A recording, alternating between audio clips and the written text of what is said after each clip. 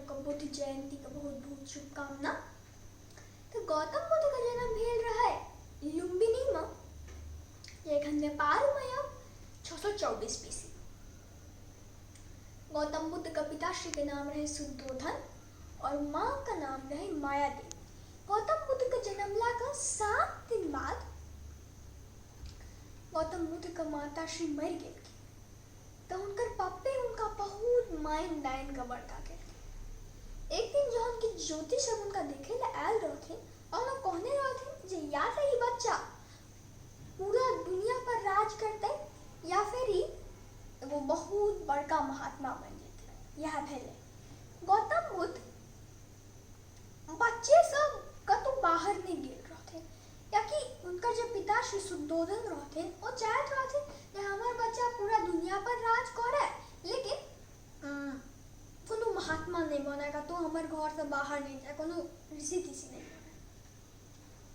तो वो हमेशा उनका घरे वाला भाग। एक दिन ना गौतम बुद्ध का मन भेले जो हम बाहरों को दुनिया देखी हम गते दिन से महल में छी तो हमरा बाहरों जाके चाहे। ऐसे पहले उनकर ब्याह भ गेल रहे यशोधरा से और उनकर बच्चों एगो रहे जेकर नाम रहे राहुल।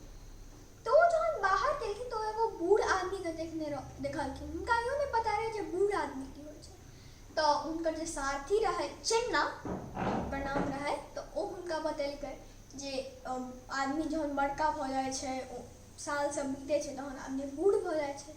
फेर एकटा बीमार आदमी के देखलखिन तहन हुनकर जे सारथी चेन्ना छै ओ बतेलकै जे आदमी अगर ठीक से खाना पीना नहीं खाए चाहे बेसी काज करे चाहे कखनो बूढ़ भ जाए तो वो बीमारो भ सकैए। ओकर बाद फिर एगो ओ लाश के देखलखिन राम नाम सत्य करैत जाइत रहे तहन पूछलखिन ई की छै तो उनकर सारथी चेन्ना बतेलकै जे आदमी जहन बहुत बूढ़ भ जाए छै और बूढ़ भेला के बाद ओकरा मरैयो के समय अबै छै तहिना आदमी मरि जाए छै। गौतम बुद्ध गेल रहथिन बहुत खुशी लेकिन ओहि टाइम हुनकर नाम रहे सिद्धार्थ गौतम। सिद्धार्थ उनकर बच्चा का नाम रहे। तो सिद्धार्थ गेल रहथिन तो बहुत खुशी लेकिन जब वापस अलखिन तो बहुत हताश रहथिन।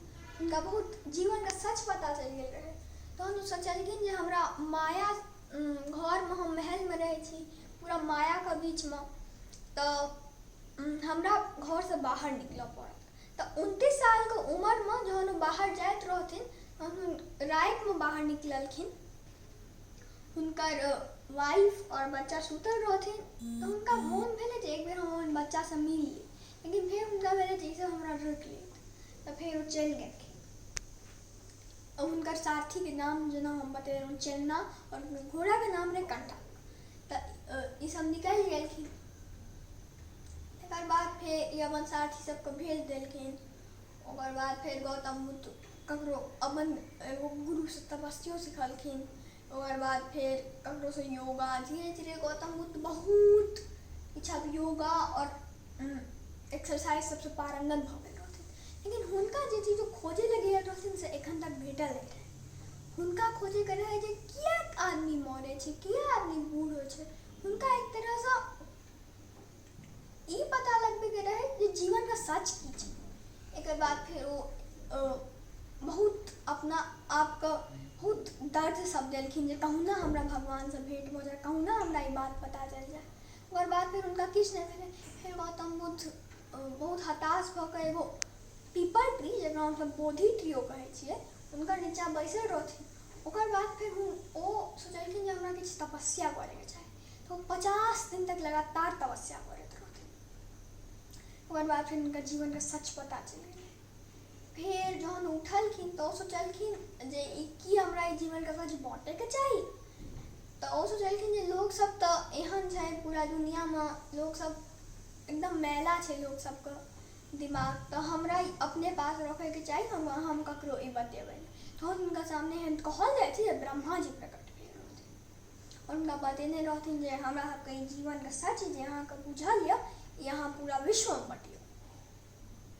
एक बाद फिर गौतम बुद्ध सबसे पहले अपन 4 गो दोस्त का अपन भक्त बनेलखिन। एक बाद फिर उनकर पहिलुक धीरे धीरे सरमन सब देवऽ लगलखिन। उनकर पहिलुक सरनाम भेल रहे सारनाथ ओकर बाद वाराणसी और फिर भारत से बाहरों जाकर सरनाम सब देलखिन बहुत।